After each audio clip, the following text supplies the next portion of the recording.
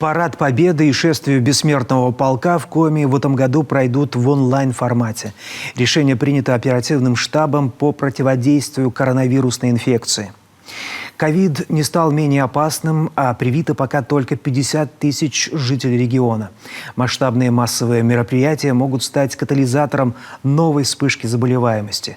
Программу праздника заранее готовили в 2 вариантах. Детали у Ольги Коняевой.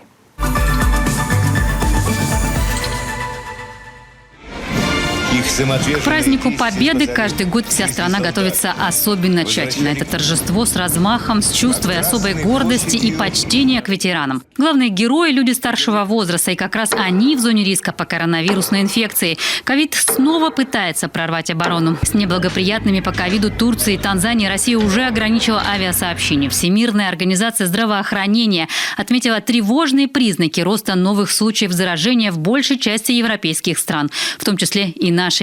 Прибывающих из-за границы Роспотребнадзор обязал дважды сдавать тест. В такой ситуации масштабное скопление людей – это легкая мишень для опасной заразы. Мы сейчас находимся в нестабильном состоянии по ковиду как республика, поэтому буквально на прошлой неделе прошел оперативный штаб, и мы приняли решение в онлайн-формате проводить, то есть не будем проводить в этом году парад в очном формате.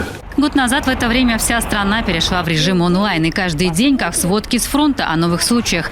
Парады по решению президента перенесли на 24 июня в 1945 году. В этот день прошло самое первое победное шествие в Москве. Самым семейным и камерным праздником за всю его историю назвали 75-й День Победы. Моя мама рассказывала, что девочка Толя не любила говорить о войне. Было страшно, но мысль о родных и близких согревала его и придавала сил. У прадеда более 10 медалей. Я помню, я горжусь великим подвигом всего нашего народа. Слова благодарности, история о героях-фронтовиках, стихи и песни о войне на разных языках, флешмобы благодарности. Виртуальное пространство, пожалуй, никогда еще не наполнялось таким потоком информации о страшной, но правдивой истории и гордости за свою страну и тех, кто ценой жизни победил фашизм.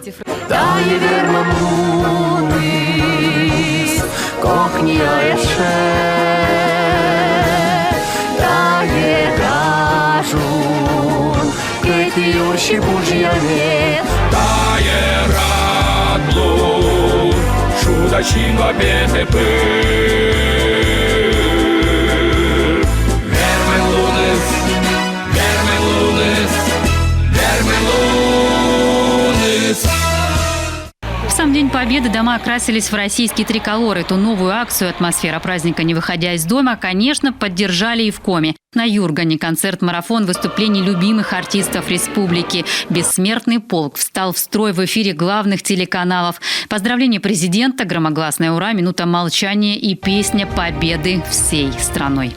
Мы знаем и твердо верим, что мы непобедимы, когда мы вместе. С праздником вас! С Днем Победы! Ура!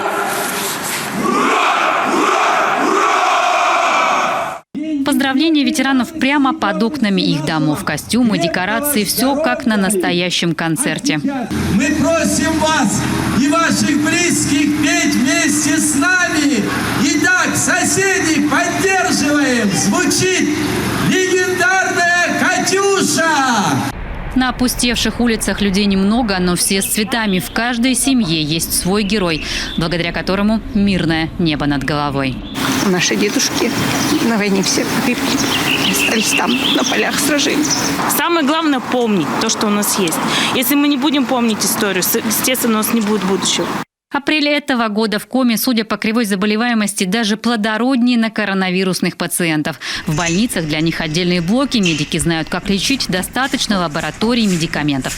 Иммунитет от коронавируса у 60% жителей Коми. Сейчас это главное условие для снятия всех ограничений. Впереди еще столетие Коми, а потому вакцинация по всем фронтам. 109 прививочных бригад, 25 мобильных пунктов. В Инте такой развернули прямо в местном доме быта. Без записи по выходным. Все, что нужно – пойти в магазин, иметь при себе документы и хорошее самочувствие. Видел в СМИ, это проще, чем записываться, ждать очереди.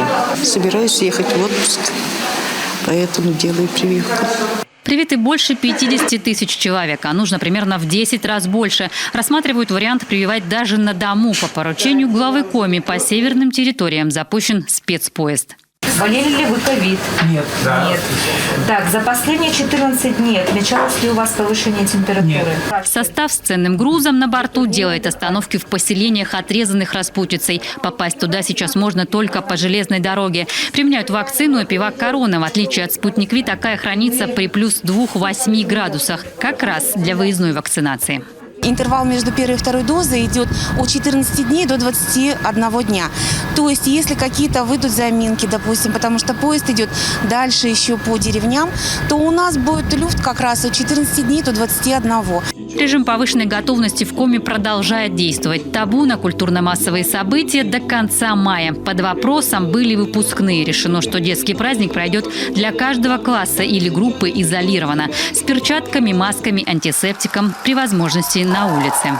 Та наша традиция, когда мы проводим последние звонки или выпускные в параллелях или объединяем сразу несколько групп, к сожалению, в этом году она невозможна для исполнения. Великий праздник Победы мы обязательно отпразднуем, как подобает, но без риска для здоровья. Уже можно записываться в онлайн-строй бессмертного полка. 29 апреля пройдет диктант Победы. Около 5000 участников ожидается на 182 площадках во всех районах республики. 9 мая обязательно торжественное возложение цветов, чествование ветеранов и масштабный план онлайн событий и акций. В сценарий сейчас заносят последние штрихи.